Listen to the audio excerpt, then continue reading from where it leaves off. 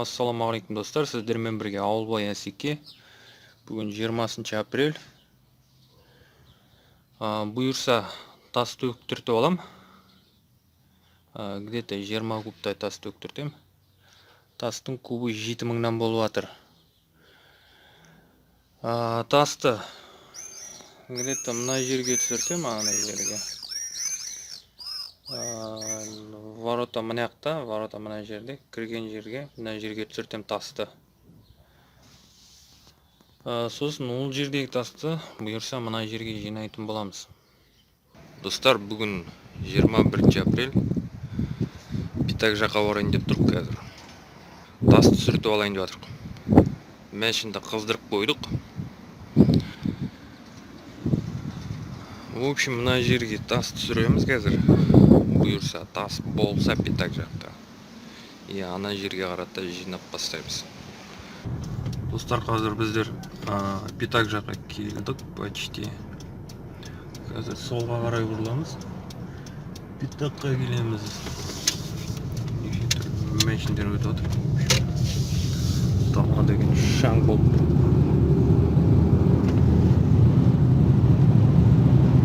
Магазин жақтан өтіп бара жатырмық.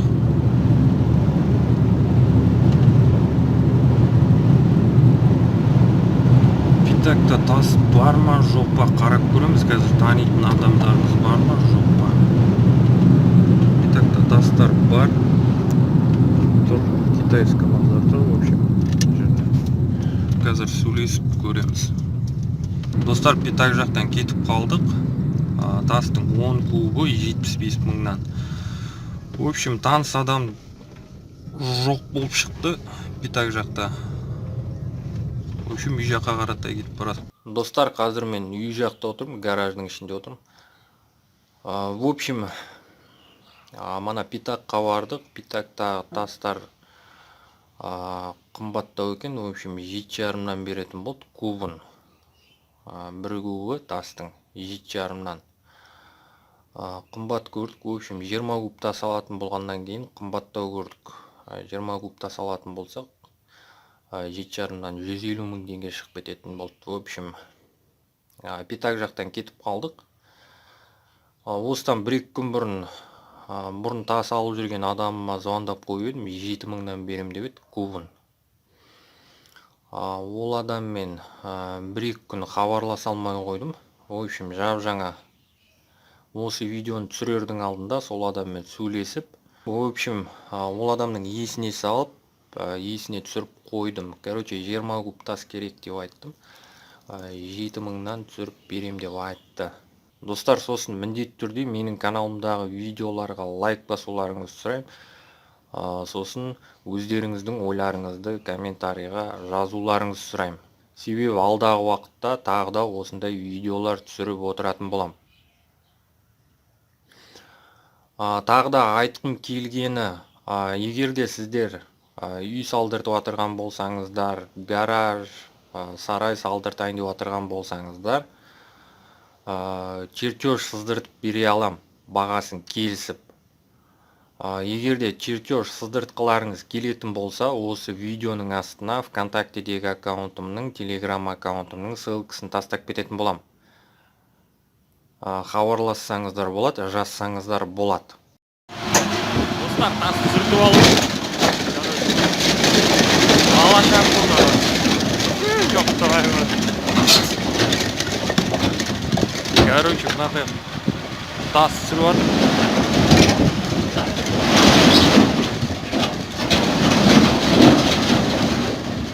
Итсешмен. Достар, бүгін 11 май. В общем, бұл видеоны мен осы жерден аяқтайтын шығармын, бұйырса. Себебі видео өте ұзақ болып кететін сияқты. В общем, мынандай қылып үйдің артына тас жинап қойдым. Мынау тұрған 8 куб тас.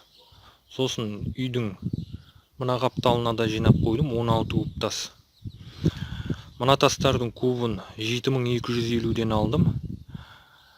Ана жерде жиналып тұрған тастардың кубын 7,5-нан алдым. Мына тастар мен ана тастардың айырмашылығы, в общем, Мына тұрған тастардың качество шамалы. Мына тастарды үй салдырту үшін қолданбаймыз, мына тастарды забор салдыру үшін қолданамыз. В общем, 8 кубтан 1,5 кубы сынған мүжілген тастар. Яғни сапасы нашар болғаннан кейін осындай. Үйдің мына қапталындағы тастарды көрсетейін.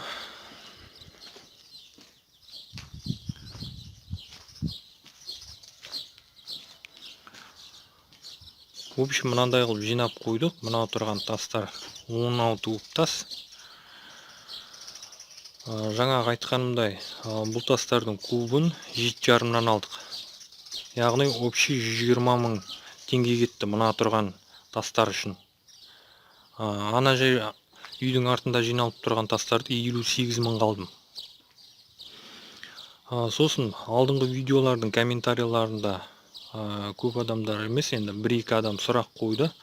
1 кубта қанша тас болады деп. 1 кубта 72 тас болады.